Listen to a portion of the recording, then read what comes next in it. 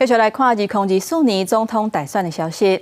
民进党总统参选人赖清德昨天成立全国台南里外乡亲甲起考医师的后援会，要来争取支持。也那国民党总统参选人侯友宜是过来走基站，去云林参访，而且整合地方的派系。另外，民众党总统参选人郭文哲是拄好做64岁生日，嘛伫台中举办4周年党庆的活动来拼气势。而且佫讲有3000个支持者去到现场。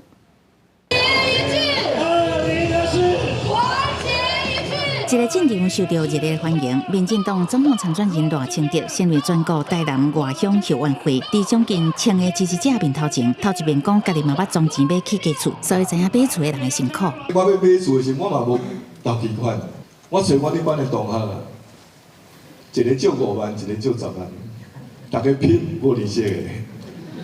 是安尼凑起来。面对高厝价这个问题，赖清德讲一定会阻止恶意炒作，并增加青年安心升级贷款，降低少年人买厝的负担，也加持续推动租金补贴、兴建社会主体。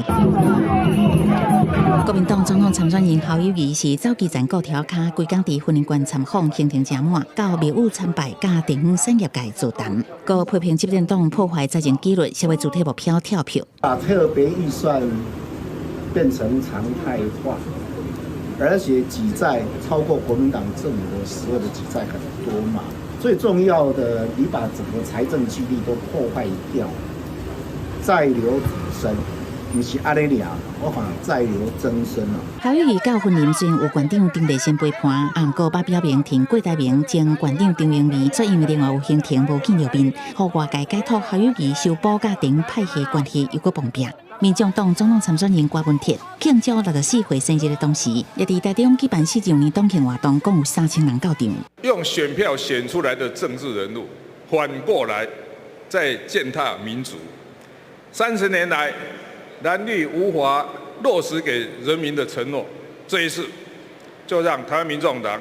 让柯文哲启动政治革新。那了政治人物以外，鸿海创办人郭台铭原来送回拿，何书写东宝书团结，团结真有力，搁再互人想到两个人是不是有合作的可能？记者综合报道。